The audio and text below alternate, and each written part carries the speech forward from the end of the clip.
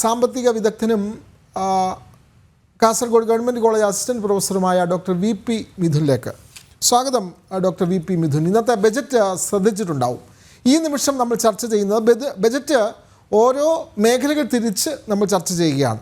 ഇപ്പോൾ നമ്മൾ ചർച്ച ചെയ്യുന്നത് യുവജന കാര്യങ്ങൾക്ക് വേണ്ടി, യുവജനക്ഷേമത്തിന് വേണ്ടി ഈ ബജറ്റ് എത്രമാത്രം അവരോട് നീതി പുലർത്തുന്നു എന്നുള്ളതാണ്. ബജറ്റ് ഒറ്റ നോട്ടത്തിൽ പരിശോധിക്കുമ്പോൾ എന്താണ് യുവജനങ്ങളോട് ഈ ബജറ്റ് കാര്യമായി എന്തെങ്കിലും യുവജനങ്ങൾക്ക് വേണ്ടി നീക്കി വെക്കുന്നുണ്ടോ? യുവജനങ്ങൾക്ക് എന്തെങ്കിലും പ്രതീക്ഷിക്കാൻ വക ഇതിലുണ്ടോ? അതുണ്ട് എങ്കിൽ ഏത് മേഖലയിലാണ്, എങ്ങനെ പ്രയോജനപ്പെടും ഒറ്റ നോട്ടത്തിൽ? Doctor V P Mithun. നമ്മൾ ബജറ്റിനെ സംസാരിക്കുന്ന സമയത്ത് പ്രധാനമായിട്ടും ഈ ബജറ്റ് അവതരിപ്പിക്കപ്പെടുന്ന ഒരു സമയമുണ്ട്. എങ്ങനെയാണ്, എന്തൊക്കെ പ്രശ്നങ്ങളാണ് ഈ കേരള സമ്പദ് വ്യവസ്ഥ നേരിട്ടുകൊണ്ടിരിക്കുന്നത്, പ്രത്യേകിച്ചും ഇന്ത്യൻ സമ്പദ് വ്യവസ്ഥയിൽ നിന്നും കേരള സമ്പദ് വ്യവസ്ഥ പ്രത്യേകിച്ച് നേരിട്ടുകൊണ്ടിരിക്കുന്ന വിഷയങ്ങൾ അത് ബജറ്റിൽ തന്നെ സൂചിപ്പിക്കുന്നുണ്ട്, ഇക്കണോമിക് സർവേയിലും സൂചിപ്പിക്കുന്നുണ്ട്. ഒന്ന്, മാനുഷിക വിഭവശേഷി, അതായത് നമ്മുടെ education, high human development index എന്ന് പറയുന്നത് ഉൽപാദനപരമായ മേഖലയിലേക്ക് പരിവർത്തനം ചെയ്യപ്പെടുവാൻ സാധിക്കുന്നില്ല എന്ന് ബജറ്റിന്റെ ആദ്യത്തെ സ്റ്റേറ്റ്മെന്റുകൾ തന്നെ നിങ്ങൾക്ക് കാണാൻ പറ്റും. ഇത് ഇന്നും ഇന്നലെയും ചർച്ച ചെയ്യുന്നതല്ല. കേരളം കഴിഞ്ഞ കുറെ വർഷങ്ങളായിട്ട് തന്നെ കേരളത്തിനകത്ത് പലരും ഉന്നയിക്കുന്നതും അക്കാഡമിക മേഖലയിൽ ചർച്ച ചെയ്യപ്പെടുന്നതുമായ ഒരു കാര്യമാണ് കേരളത്തിന്റെ മാനുഷിക വിഭവശേഷി ഒരിക്കലും അതിന്റെ സാമ്പത്തിക വളർച്ചയിൽ പ്രതിഫലിക്കുന്നില്ല എന്നുള്ളത്. അതുപോലെ തന്നെ ഇത് നോക്കുമ്പോൾ ഈ ഒരു കാര്യം നമ്മൾ മനസ്സിലാക്കുമ്പോൾ ഇന്ത്യയുടെ GDP ഗ്രോത്ത് റേറ്റ് ആവറേജ് എടുത്തു കഴിഞ്ഞാൽ കുറെ വർഷങ്ങളായി മുൻപേ തന്നെ നോക്കുവാണെങ്കിൽ കേരളത്തിനേക്കാൾ കൂടുതലായിരിക്കും. അതുപോലെ തന്നെ ഹ്യൂമൻ ഡെവലപ്മെന്റ് ഇൻഡെക്സ് എടുക്കുമ്പോൾ കേരളം കൂടുതലും ഇന്ത്യ താഴെയുമായിരിക്കും. എന്തുകൊണ്ട് ഈ വളർച്ചയെ, എന്തുകൊണ്ട് ഈ മാനുഷിക വിഭവശേഷിയെ ഉൽപാദനത്തിലേക്ക് പരിവർത്തനം ചെയ്യപ്പെടുന്നില്ല എന്നുള്ള ഒരു കോണ്ടക്സ്റ്റ് നമ്മൾ ഇവിടെ നോക്കേണ്ടതുണ്ട്. രണ്ട്, നമ്മുടെ സമൂഹത്തിൽ ജനസംഖ്യാപരമായ ഒരു മാറ്റം നടക്കുന്നുണ്ട്. ഈ ഇക്കണോമിക് സർവേയും ഇതും ബജറ്റും പറയുന്ന പോലെ തന്നെ കേരളത്തിൽ 2030 70% ജനങ്ങൾ എന്ന് പറയുന്നത് നഗരവാസികളായിരിക്കും എന്ന് പറയുന്നത്. 2001 ഇത് വെറും 25%, പിന്നീട് അത് ഏകദേശം 70% വർദ്ധിക്കുമെന്നാണ് കാണുന്നത്. വളരെ വേഗത്തിൽ 47%-അടുത്താണ് 2011 സെൻസസ് കണക്ക് പ്രകാരം. അപ്പം ആ ഒരു സാഹചര്യം നമ്മൾ നോക്കിക്കാണേണ്ടതുണ്ട് ബജറ്റ് വിലയിരുത്തുമ്പോൾ. മൂന്നാമത്, വളരെ പ്രധാനപ്പെട്ട ഒരു കാര്യം, പ്രത്യേകിച്ച് യുവജനങ്ങളുടെ കാര്യമാകുമ്പോൾ നമ്മൾക്കറിയാം, നമ്മുടെ പീരിയോഡിക് ലേബർ ഫോഴ്സ് സർവേ, അത് കൃത്യമായിട്ടും ആ ഒരു സർവേയുടെ റിപ്പോർട്ടുകൾ നമ്മുടെ ഇക്കണോമിക് റിവ്യൂവിലും നിങ്ങൾക്ക് കാണുവാൻ സാധിക്കും. ആ ലേബർ ഫോഴ്സ് സർവേ പറയുന്നത് ഇന്ത്യയിൽ ഏറ്റവും കൂടുതൽ അൺഎംപ്ലോയ്മെന്റ് ഉള്ള സ്റ്റേറ്റുകൾ ഒന്ന് കേരളമാണ്. സ്റ്റേറ്റാണ് കേരളം. 7.2 all India average 3.2. അതിൽ തന്നെ 15-നും 29-നും വയസ്സിനിടയിലുള്ള യുവാക്കൾ, സ്പെസിഫിക്കലി യുവാക്കളെ എടുത്ത് നമ്മൾ പരിശോധിക്കുന്ന സമയത്ത് 47% ഫീമെയിൽ അൺഎംപ്ലോയ്മെന്റ് ഉണ്ട്. ഇന്ത്യയിലെ ഏത് സ്റ്റേറ്റിനേക്കാൾ കൂടുതലാണ്. ഒന്ന്.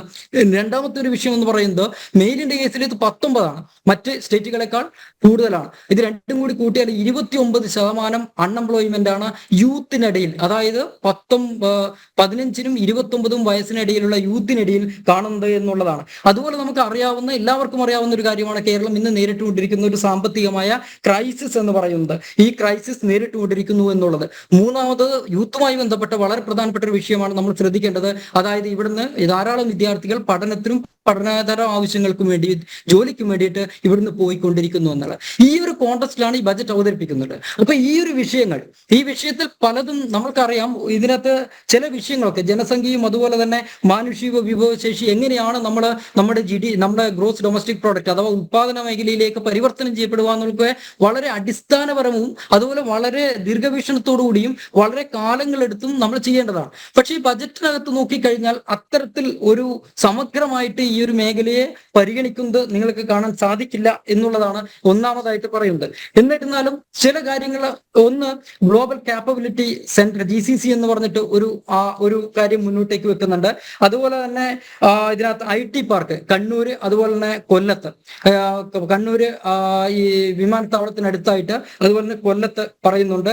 അതുപോലെ തന്നെ 7ഓളം ഉന്നത വിദ്യാഭ്യാസ മേഖലകളിലെ സ്ഥാപനങ്ങളെ കുറിച്ച് പറയുന്നുണ്ട്, സ്ഥാപിക്കുമെന്നുള്ളത്. പക്ഷെ ഇതിന്റെയൊക്കെ ബജറ്റ് അലോക്കേഷൻ നോക്കുന്ന സമയത്ത് പരിമിതമായ അലോക്കേഷനാണ് കാണുന്നത്.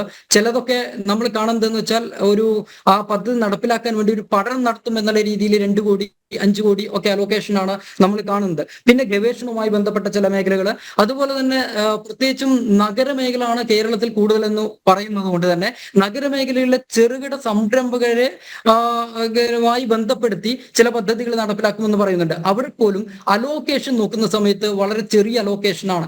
അപ്പൊ നമ്മൾ ഉദ്ദേശിക്കുന്നത്, നമ്മൾ ഈ 49% ഫീമെയിലുമായി ബന്ധപ്പെട്ട ഈ അൺഎംപ്ലോയ്മെന്റ് നടക്കുന്ന ഏകദേശം 29% യൂത്തിനിടയിൽ അൺഎംപ്ലോയ്മെന്റ് ഉള്ള ഒരു സമ്പദ് വ്യവസ്ഥക്കകത്ത് ഇത്തരത്തിലുള്ള പ്രഖ്യാപനങ്ങൾ കൊണ്ട് ഈ ഒരു വിഷയത്തെ മറികടക്കാൻ പറ്റുമോ എന്നുള്ളതാണ് നമ്മുടെ പ്രധാനപ്പെട്ട ക്വസ്റ്റ്യൻ. ഈ പറയുന്ന ഇത്തരം ചെറിയ ചെറിയ പദ്ധതികൾ വെച്ചുകൊണ്ട് മറികടക്കാൻ പറ്റുമോ? രണ്ടാമത്, ഈ പല പദ്ധതികളും നോക്കിക്കഴിഞ്ഞാൽ നമുക്ക് കാണാൻ പറ്റും ഇതൊക്കെ ഡിലേയ്ഡ് ആണ്.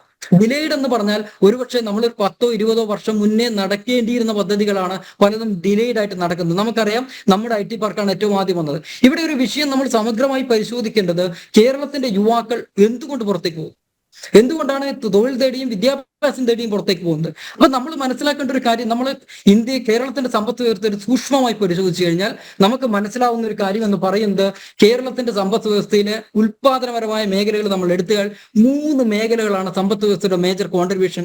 അതായത് നമ്മൾ പറയും value added, gross value added എന്ന് പറയും. ഈ സാധനം ഉൽപാദനപരമായ കോൺട്രിബ്യൂഷൻ നടത്തുന്നത്.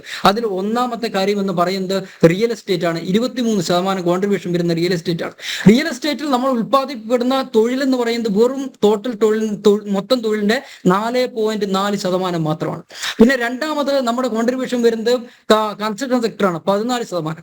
അതുപോലെ മൂന്നാമത് നമ്മുടെ വരുന്നത് ട്രേഡ് റിയൽ എസ്റ്റേറ്റ് ആണ്, ട്രേഡ് ഹോൾസെയിൽ റീറ്റെയിൽ ആണ് 20%. ഇത് മൂന്നും കൂടി കൂട്ടിയാൽ നമ്മുടെ മൊത്തം ആഭ്യന്തര ഉൽപാദനത്തിന്റെ 57% വരും, 38% തൊഴിലും വരും. നമ്മൾ 2 കാര്യം ആലോചിക്കണം. ഒന്ന്, എന്ത് തൊഴിൽ ഉണ്ടാവേണ്ടത് ഉൽപാദനപരമായ പ്രക്രിയയിലൂടെയാണ് തൊഴിൽ ഉൽപ്പാദിപ്പിക്കേണ്ടത്. മാനുഫാക്ചറിംഗ് മേഖലയിൽ മാറ്റം ഉണ്ടാകുമ്പോൾ നമുക്ക് തൊഴിൽ ഉൽപ്പാദിക്കപ്പെടും. പക്ഷെ നമ്മൾ ഇപ്പോൾ നോക്കൂ, കേരളത്തിന്റെ മാനുഫാക്ചറിന്റെ കോൺട്രിബ്യൂഷൻ എന്ന് പറയുന്നത്, അതായത് ഇൻഡസ്ട്രിയുമായി ബന്ധപ്പെട്ട മാനുഫാക്ചറിന്റെ കോൺട്രിബ്യൂഷൻ എന്ന് പറയുന്നത് വെറും 12%. ഇന്ത്യയിൽ ഇത് 16%. തമിഴ്നാട്ടില് ഉൽപാദനത്തിന്റെ 25%. അപ്പോൾ തന്നെ നമുക്ക് മനസ്സിലാവും ഈ ട്രേഡ് മേഖല ഉണ്ടാക്കുന്ന തൊഴിൽ എന്താണ്. നമുക്കറിയാം, ഒരു സെയിൽസ്മാനോ അല്ലെങ്കിൽ സെയിൽസ് ഗേളോ ആയിട്ടുള്ള തൊഴിൽ വളരെ പ്രജാലായിട്ടുള്ള ഒരു തൊഴിലാണ് അവിടെ ജനറേറ്റ് ചെയ്യപ്പെടുന്നുണ്ട്. റിയൽ എസ്റ്റേറ്റ് മേഖലയിൽ ഉണ്ടാക്കുന്ന തൊഴിൽ നമുക്കറിയാം, സെക്യൂർ അല്ല, അത്ര പ്രൊഡക്റ്റീവ് അല്ല. അതുപോലെ ടൂറിസം മേഖലയിൽ ഡോക്ടർ മിഥുൻ, ഒരു സംശയം, ടൂറിസം മേഖലയിൽ ഉണ്ടാക്കിയിരിക്കുന്ന അല്ലെങ്കിൽ കേരളത്തിന് യുവജനങ്ങൾക്ക് ടൂറിസം മേഖലയിലുള്ള തൊഴിൽ സാധ്യതയുടെ ഒരു കണക്ക് പരിശോധിക്കുമ്പോൾ എങ്ങനെയാണ്? ടൂറിസം മേഖല നമ്മൾ നോക്കുന്ന സമയത്ത് സ്പെസിഫിക് ആയിട്ട് കൃത്യം കണക്ക് ഇതിൻ്റെ അകത്ത് ഇക്കണോമിക് റിവ്യൂവിൽ കാണുന്നില്ല. പക്ഷെ ടൂറിസം മേഖലയിലും എംപ്ലോയ്മെന്റ് ഏറ്റവും കൂടുതൽ വരുന്ന സെക്ടർ എന്ന് പറയുന്നത് നമുക്ക് ഈ പറയുന്ന മാനുഫാക്ചറിങ്ങും അതുപോലെ തന്നെ ട്രേഡ് റിലേറ്റഡും അതുപോലെ തന്നെ നമുക്ക് പിന്നെ വരുന്നത് എന്ന് വെച്ച് കഴിഞ്ഞാൽ കൺസ്ട്രക്ഷൻ സെക്ടറാണ്. ടൂറിസത്തിനൊക്കെ മൊത്തം തൊഴിലുമായിട്ട് കമ്പയർ ചെയ്യുമ്പം ടൂറിസത്തിലുള്ള തൊഴിൽ എന്ന് പറയുന്നത് റിലേറ്റീവ്ലി കുറവായിട്ടുള്ള ഒരു തൊഴിൽ മാത്രമേ അവിടെ ജനറേറ്റ് ചെയ്യപ്പെടുന്നുള്ളൂ. പക്ഷെ ഇവിടെ പ്രശ്നം, കേരളത്തിൽ ഉൽപ്പാദിപ്പിക്കുന്ന തൊഴിലുകളൊന്നും തന്നെ കേരളത്തിലെ വിദ്യാഭ്യാസമുള്ള ഡിഗ്രിയോ അതുപോലെ തന്നെ MBBS അല്ലെങ്കിൽ ഏതെങ്കിലും തരത്തിൽ ടെക്നിക്കൽ എഡ്യൂക്കേഷനോ നേടിയ ഒരു കുട്ടിക്ക് ചെയ്യാൻ പറ്റുന്ന തൊഴിൽ ഇവിടെ ജനറേറ്റ് ചെയ്യപ്പെടുന്നില്ല. ഇവിടെ ജനറേറ്റ് ചെയ്യപ്പെടുന്ന തൊഴിലുകളൊക്കെ തന്നെ കൺസ്ട്രക്ഷൻ സെക്ടർ, അഗ്രികൾച്ചർ, ലേബറിലോ ഇങ്ങനത്തെ തൊഴിലുകളൊക്കെ എടുക്കുന്നത് പുറത്തുനിന്നുള്ളവരാണ്. അവർക്ക് ഇവിടെ ഡിമാൻഡ് ഉണ്ട്, അങ്ങനത്തെ തൊഴിൽ ഇവിടെ ജനറേറ്റ് ചെയ്യപ്പെടുന്നുണ്ട്. ഇവിടെ ജനറേറ്റ് ചെയ്യേണ്ട തൊഴിൽ എന്ന് പറയുന്നത് ഹൈലി എഡ്യൂക്കേറ്റഡ് ആയിട്ടുള്ള സ്കിൽഡ് ആയിട്ടുള്ള ആൾക്കാർക്ക് ഒരു സെക്യൂർ ആയിട്ടുള്ള ഒരു 19,000 രൂപ വരുമാനം കിട്ടുന്ന തരത്തിലുള്ള തൊഴിലാണ് ജനറേറ്റ് ചെയ്യപ്പെടുന്നത്. ആ തൊഴിൽ ജനറേറ്റ് ചെയ്യപ്പെടാനുള്ള ശേഷി സമ്പദ് വ്യവസ്ഥക്ക് ഉണ്ടോ എന്നുള്ളതാണ്. ആ ശേഷി സമ്പദ് വ്യവസ്ഥക്ക് ഇല്ല എന്നുള്ളതാണ് നമ്മൾ മൊത്തത്തിൽ നോക്കുമ്പോൾ നമുക്ക് കാണപ്പെടുന്നത്. അതായത് IT സെക്ടറിലോ അല്ലെങ്കിൽ ടൂറിസത്തിലോ ഒരു പരിധി വരെ ടൂറിസത്തിലോ അല്ലെങ്കിൽ കൺസ്ട്രക്ഷൻ സെക്ടറിലോ, കാരണം അവിടെയൊക്കെ ടെക്നിക്കൽ സ്കില്ലുള്ള ആൾക്കാരെ ആവശ്യമുണ്ട്. അവിടെയാണ് എംപ്ലോയ്മെന്റ് ജനറേറ്റ് ചെയ്യപ്പെടുന്നുണ്ടെങ്കിൽ ഈ പോപ്പുലേഷൻ പുറത്തേക്ക് പോകില്ല. പോപ്പുലേഷൻ ഇവിടെ നിൽക്കും. ഒരുപക്ഷെ തമിഴ്നാട് പോലെ അല്ലെങ്കിൽ കർണാടകം പോലെ ഒരു പരിധി വരെ അവിടെ നിൽക്കും. പക്ഷെ ഇവിടെ വിഷയം നടക്കുന്നത് ഇത്തരത്തിലുള്ള ഈ നമ്മൾ പറയുന്ന ഹ്യൂമൻ ഡെവലപ്മെന്റ് ഇൻഡെക്സ് എഡ്യൂക്കേഷൻ ഒക്കെ കൂടിയ ഒരു യുവാക്കളെ അക്കോമഡേറ്റ് ചെയ്യാനുള്ള ശേഷി ഈ സമ്പദ് വ്യവസ്ഥയിൽ ഇല്ല എന്നുള്ളതാണ്. ഏകദേശം നല്ല രീതിയിൽ അതിന്റെ ഒരു ഗ്യാപ്പ് നമുക്ക് ഫീൽ ചെയ്യുന്നുണ്ട്. അതേ സമയത്ത് തന്നെ ഈ പറയുന്ന കൺസ്ട്രക്ഷൻ സെക്ടർ തൊഴിലുണ്ട്. അതുപോലെ തന്നെ ഈ പ്രത്യേകിച്ചും സ്ത്രീകൾ എഡ്യൂക്കേറ്റഡ് ആയിട്ടുള്ള സ്ത്രീകളെ നമ്മൾ എംപ്ലോയ് ചെയ്യപ്പെടുന്ന പ്രത്യേകിച്ചും ട്രേഡ് റിലേറ്റഡ് ആക്ടിവിറ്റിയിൽ തൊഴിലുണ്ട്. 20% തൊഴിൽ ട്രേഡിൽ കിട്ടുന്നുണ്ട്. പക്ഷെ ആ തൊഴിൽ നിങ്ങൾ നോക്കുക, 6,000, 10,000, 15,000 മേലെ വരുമാനം ഉണ്ടാവില്ല. അൺഎയ്ഡഡ് സ്കൂളുണ്ട്, അൺഎയ്ഡഡ് ഹോസ്പിറ്റൽസ് ഉണ്ട്, പ്രൈവറ്റ്. ഇവിടെയൊക്കെ എംപ്ലോയ്മെന്റ്, പക്ഷേ ഈ എംപ്ലോയ്മെന്റുകൾ ഒന്നും തന്നെ സെക്യൂർഡ് അല്ല. ഒരു 50,000 വരുമാനം കിട്ടുന്നതല്ല, ഒരു 20,000 15,000 അതുപോലെ ഹയർ ആൻഡ് ഫയർ ഏത് സമയത്തും വരികയും അതേശം പിരിച്ചുവിടാനൊക്കെ സാധ്യതകളുള്ള അത്തരത്തിലുള്ള തൊഴിലുകളാണ്. നമുക്കറിയാം, ഒരു സ്കിൽഡ് ആയിട്ടുള്ള എംപ്ലോയിനെ ഒരു ഫാക്ടറിയിൽ നിന്ന് പിരിച്ചുവിടാൻ പറ്റില്ല. കാരണം വെച്ചാൽ അയാൾ പോയാൽ വേറെ ആളില്ല. പക്ഷെ അങ്ങനെയല്ല ഒരു ട്രേഡ് മേഖല, ഒരു ഹോൾസെയിൽ ട്രേഡ് ബിസിനസ് മേഖലയിൽ വർക്ക് ചെയ്യുന്ന, ട്രേഡ് മേഖലയിൽ വർക്ക് ചെയ്യുന്ന ഒരു സെയിൽസ് ഗേളിന് പിരിച്ചുവിട്ട് അടുത്താൾ കിട്ടും, കാരണം സ്കിൽ ആവശ്യമില്ല. ഇത്തരത്തിലുള്ള എംപ്ലോയ്മെന്റുകൾ ജനറേറ്റ് ചെയ്യപ്പെടുന്നുണ്ട്. അല്ലാതെ ഇവിടുത്തെ ഒരു എഡ്യൂക്കേഷനുമായി ബന്ധപ്പെട്ട് സ്കിൽഡ് ആയിട്ടുള്ള ലേബർ ഫോഴ്സിന് ആവശ്യമായിട്ടുള്ള തൊഴിൽ ജനറേറ്റ് ചെയ്യുന്ന സമ്പദ് വ്യവസ്ഥ പരാജയപ്പെടുന്നു. അത്തരത്തിൽ ഒരു നീക്കം ബജറ്റിനകത്തുണ്ടോ എന്നുള്ളതാണ് ചോദ്യം. അത് നോക്കിക്കഴിഞ്ഞാൽ ഇത്തരത്തിലുള്ള ചെറിയ ചെറിയ പാർക്കുകൾ വന്നതുകൊണ്ടോ അല്ലെങ്കിൽ ഇത്തരത്തിലുള്ള മാറ്റങ്ങൾ കൊണ്ടോ ഈ വളരെ സ്ട്രക്ചറൽ ആയിട്ടുള്ള വിഷയം പരിഹരിക്കുക അത്ര എളുപ്പമല്ല. ഇത് വളരെ ആഴത്തിൽ ചിന്തിക്കേണ്ടതും വളരെ ലോങ് ടേം ആയിട്ട് ചെയ്യേണ്ടതും വളരെ വളരെ സമയമെടുത്ത് ചെയ്യേണ്ടതുമായ ഒരു പ്രക്രിയയാണ് എങ്ങനെ മാനുഷിക വിഭവശേഷിയെ നമ്മുടെ ഉൽപാദനപരമായ മേഖലയിലേക്ക് പരിവർത്തിക്കപ്പെടുക എന്നുള്ളത്. അത് ഈ ഒരു ബജറ്റ് വെച്ചിട്ട് സാധ്യമല്ല എന്നുള്ളത് തന്നെയാണ് നമുക്ക് പറയാൻ പറ്റുക.